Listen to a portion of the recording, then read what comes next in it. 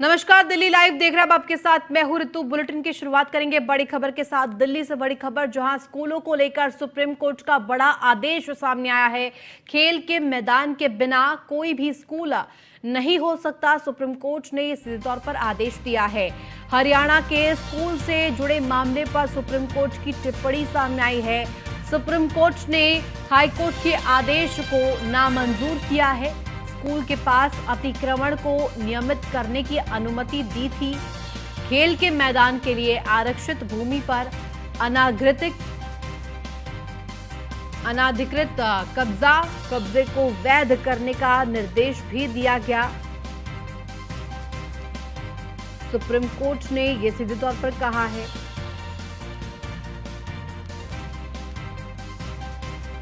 खेल मैदान के बिना कोई भी स्कूल नहीं हो सकता। स्कूल में पढ़ने वाले छात्र भी अच्छे वातावरण में हकदार हैं। वहीं पीएम नरेंद्र मोदी ने बुनियादी ढांचा और निवेश पर बजट के बाद के वेबिनार को संबोधित किया। पीएम मोदी ने कहा कि इस साल का बजट आधारभूत संरचना के विकास को नई गति देने वाला है। दुनिया के बड़े बड़े विशेषज्ञ और कई प्रतिष्ठित मीडिया हाउसेस ने भारत के बजट और राजनीतिक निर्णयों की प्रशंसा की है। साथ ही उन्होंने कहा कि नेशनल इंफ्रास्ट्रक्चर पाइपलाइन के तहत सरकार आने वाले समय में 110 लाख करोड़ रुपए का निवेश का लक्ष्य लेकर चल रही है। ऐसे में प्रत्येक हितधारकों के लिए ये नई दायित्व, नई संभावनाओं और साहसपूर्ण निर्णय का समय है। किसी भी देश के विकास में आधारभूत संरचना का महत्व हमेशा से ही रहा है। वैसे भी कहूंगा, उतने ही टैलेंटेड युवा, स्किल्ड युवा काम करने के लिए आगे आ जा पाएंगे।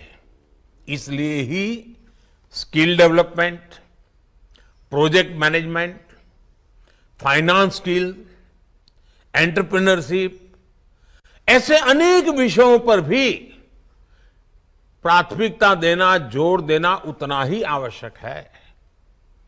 अलग अलग सेक्टर्स में, छोटे और बड़े उद्योगों में हमें स्किल फोरकास्ट के बारे में भी एक मैकेनिज्म विकसित करना होगा। इससे देश के ह्यूमन रिसोर्स पूल को भी बहुत फायदा होगा। मैं सरकार के विभिन्न मंत्रालयों से भी कहूंगा कि इस दिशा में तेजी से काम करें। साथियों, आप सिर्फ इंफ्रास्ट्रक्चर का निर्माण ही नहीं कर रहे, बल्कि भारत की ग्रोथ को मोमेंटम देने का काम भी कर रहे हैं। हम हर परिवार को पक्का घर देने का काम कर रहे हैं, वो भी इंफ्रास्ट्रक्चर का काम है। इन कामों में हमें नई टेक्नोलॉजी, मटेरियल में भी नयापन, कंस्ट्रक्शन टाइम में भी समय सीमा में काम कैसे हो, इन सारे विषयों पर अब भारत को बहुत बड़ी छलांग लगाने की जरूरत है।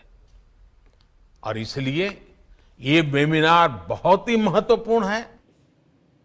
और दिल्ली के पूर्व उप मुख्यमंत्री मनीष सिसोदिया को आज भी जमानत नहीं मिल पाई। कोर्ट ने उनकी सीबीआई हिरासत 2 दिन बढ़ा दी है।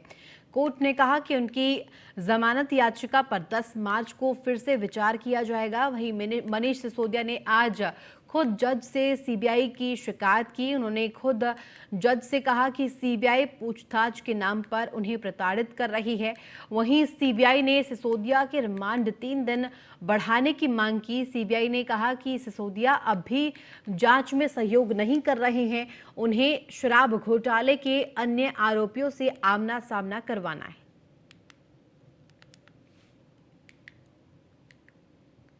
वहीं आम आदमी पार्टी के सांसद संजय सिंह ने प्रेस कॉन्फ्रेंस कर मोदी सरकार पर गंभीर आरोप लगाए। उन्होंने कहा कि प्रधानमंत्री से मिली खुली छूट के कारण अडानी के महालूट की और नियमों का उल्लंघन कर कोल ब्लॉक आवंटित कर 1 लाख करोड़ रुपए का घोटाला किया गया है। आम आदमी पार्टी के नेता संजय सिंह ने एक फिर से अडानी समूह और गौतम अडानी पर कई सनसनीखेज आरोप लगाए हैं। पार्टी कार्यालय में प्रेस कॉन्फ्रेंस कर संजय सिंह ने कहा कि गुजरात की जनता को धोखा देकर अडानी ने 1 लाख करोड़ रुपए के कोयला चोरी का किया है। अडानी जी घोटाले का पहला एपिसोड था और मैंने आपसे कहा था कि अडानी जी घोटाला कई एपिसोड में आपके सामने आएगा। आज जो जानकारी मैं आपको देने जा रहा हूं, उसको जानकर और सुनकर आपके होश उड़ जाएंगे। सिर्फ एक सरकार को धोखा नहीं दिया गया, सिर्फ 1 लाख करोड़ की कोयला चोरी नहीं की गई अडानी के द्वारा, बल्कि गुजरात सरकार और गुजरात की जनता को भी किस तरीके से अडानी ने धोखा दिया है, उसकी जानकारी मैं आपके साथ साझा करना चाहता हूं। 2 कोयला की खदानें दी गई मोदी सरकार के द्वारा सुप्रीम कोर्ट के आदेश के बावजूद जिन 2 खदानों को रद्द नहीं किया गया, उन 2 खदानों से कोयला निकालकर अडानी अपने पावर प्लांट में ले जा रहा है। इसकी थारो इन्वेस्टिगेशन कीजिए, इसकी संपूर्ण जांच कीजिए। मैं नहीं कह रहा हूं, भारत सरकार के ऊर्जा मंत्रालय द्वारा कहा गया है। अडानी वहीं केजरीवाल सरकार की शिकायत को लेकर दिल्ली की जनता इमरान प्रतापगढ़ी के दरबार पहुंची है। खानपुर इलाके में चलाए गए दिल्ली सरकार के पीले पंजे को लेकर यह लोग फरियाद लेकर पहुंचे। खानपुर के बंजारा कैंप में रहने वाले लोग ज्यादातर मजदूर तबके से आते हैं। इन लोगों ने बड़ी मेहनत से अपनी जिंदगी की जमा पूंजी जमा करके मकान दुकान बनाए हैं, लेकिन दिल्ली के स्लम बोर्ड ने इन्हें गैर कानूनी करार दिया है। इन लोगों ने अपनी अर्जी तमाम आला अधिकारियों तक अपनी बात भेजी है। होगा 2 बच्चे हैं, अब मैं कमाने वाला कोई नहीं, मेरा सब कुछ चला गया। मैं क्या करूंगी, इन बच्चों को कैसे पालूंगी, कैसे पढ़ाऊंगी, कैसे लिखाऊंगी, कोई भी साधन नहीं है। दिल्ली सरकार की तरफ से जो अरविंद केजरीवाल या और भी जो दुकान दे या कोई मुआवजा दे दे, कुछ बच्चों का सहारा हो जाए, दुकान मिल जाएगा। होगा 2 बच्चे के लिए आए हैं और ये पिछले 50 साल से ज़्यादा समय से वहाँ रह रहे हैं और एक झटके में इन्हें उजाड़ देना और मुआवजे के नाम पे कुछ ना देना, ये तो सीधे जनता के हक मारने वाली बात है और लोकतंत्र के खिलाफ है ये बात।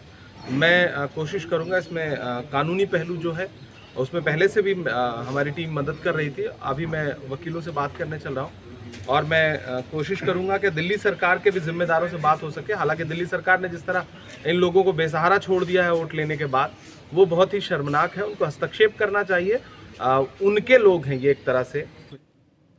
और खबर दिल्ली के द्वारका से है, जहां चोरी मामले में वांछित चल रहे एक चोर को द्वारका पुलिस ने गिरफ्तार किया है। बता दें कि चोर को तकनीकी और मानवीय निगरानी के आधार पर गिरफ्तार किया गया है।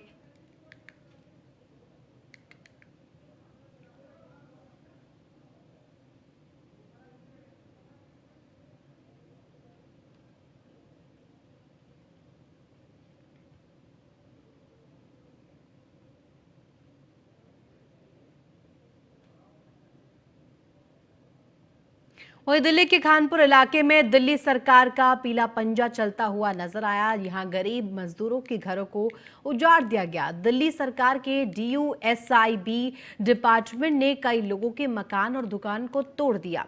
मेट्रो प्रोजेक्ट के नाम पर कई लोगों को बेघर किया गया।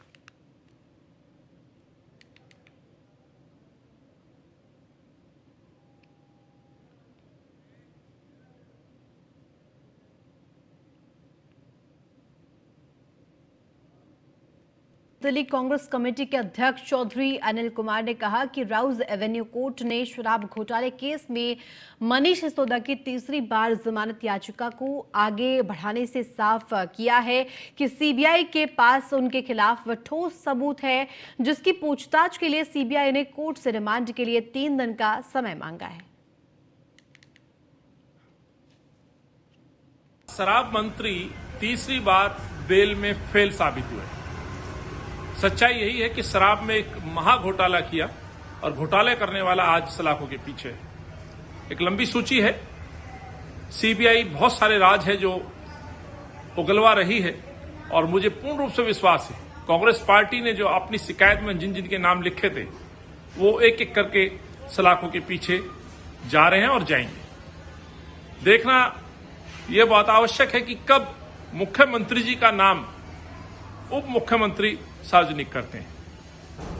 सच्चाई यही है, ये जो कार्टेल बनाया गया, जो नीति बनाई गई, एक व्यक्ति मुख्यमंत्री पद पर विराजमान है लेकिन बगैर विभाग के मुख्यमंत्री है। 2013 से निरंतर कहीं ना कहीं साजिशन वो विभागों से दूर रहा, तो सच सामने आ रहा है।